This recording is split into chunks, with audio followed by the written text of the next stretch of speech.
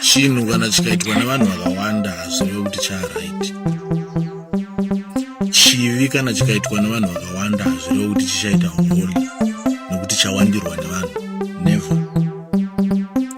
Unonzwa vanhu vachikutaurira kuti zviri normal zvokuti murume ane mukadzi nemhuri anoita girlfriend.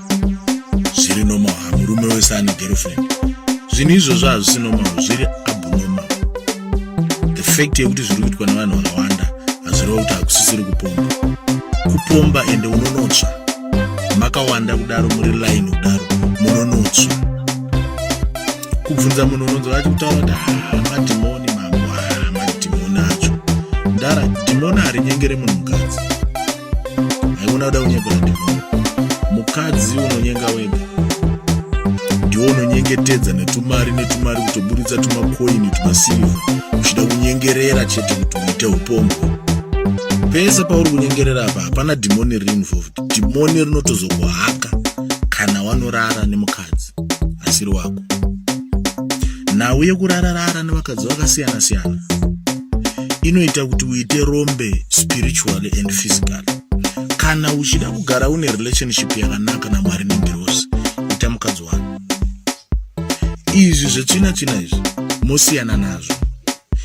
Izvozvi uri kufunga kuti life yako uri boga, but believe me, dai wanga usingaite zvokurararara nevakadzi vese vamwe nevakadzi vevanhu vamwe netuvana tochikoro chaito uri murume mukuru ane ndebvu dai ungadai uri kumberi.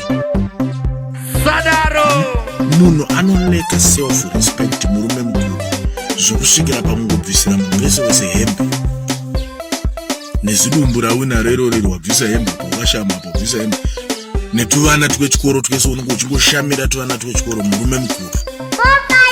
Ko kunyara unobvei, kuzvibata unobvei, uendere kugehena nawe kuti zviri normal zviri kuitwa nemurume wese. Gehena riri normal. Igehena kairo kupomba ranormal gehena nekuti mawanda vanhu vari kuita izvozvo. Kuwirirana naMwari nengirosi, kuva nemukadzi mumwe chete. Those people, they are a blessing and they attract blessings from heaven kana muchivabata zvakanaka.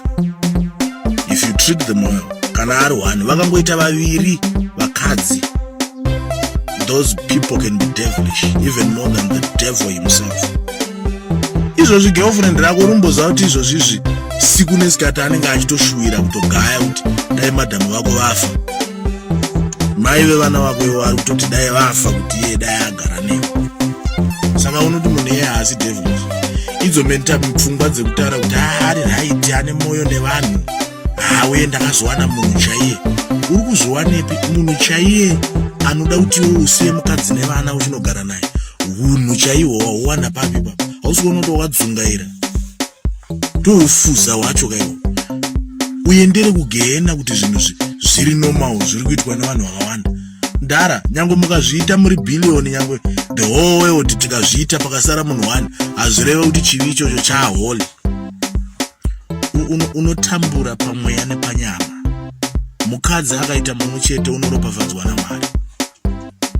Ende chinoita kuti vakadzi vade kuswedera padhuze newe inonsense dzaunenge uchitaura pamusoro pemukadzi wako. Kune mamwe mazirume kuti akangosvika pane vanhu so anotanga unyeya mukadzi wako. Hauna kukwana wakadzungaira.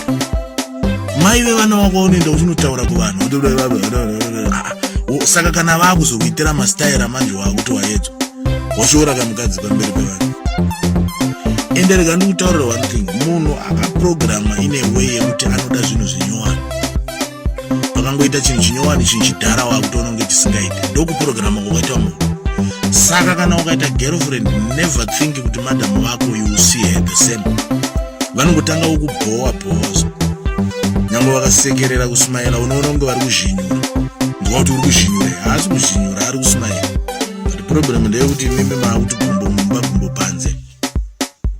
Makaenda kumba modzoka time yamada. Ende nyangwe akada kukupa advice, so unoziva kuti unotanga kuita hasha nezvinhu zvisingaiti sehasha.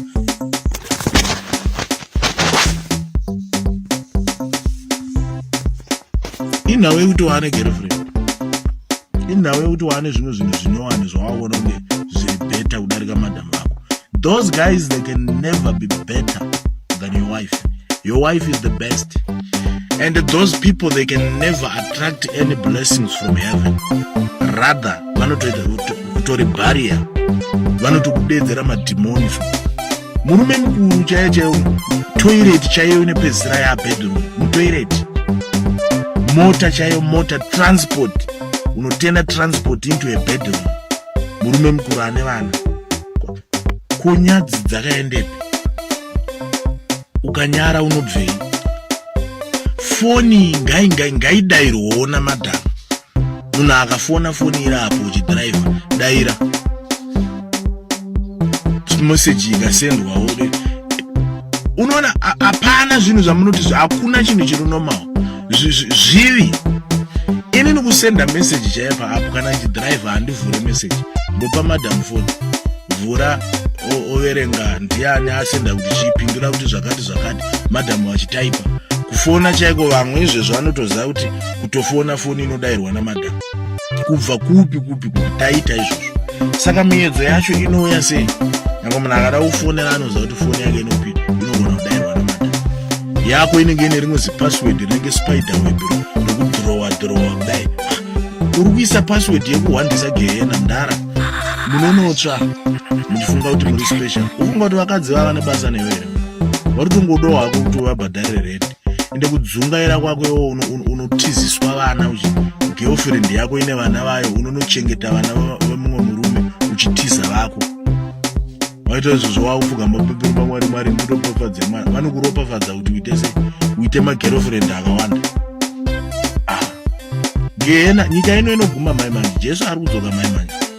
Nhau idzodzo munonodzidaira makawanda kudaro muchisimbisana. Zviri nomawo zvino. Hazvisi nomawo. Mukadzi wako kana uchida kuti uone kuti ari special, ingoregera kuita zvemagirlfriend. Angoita iye ari wako. Anobva adzokera kuita zvaanga akaita pamakatanga kusangana.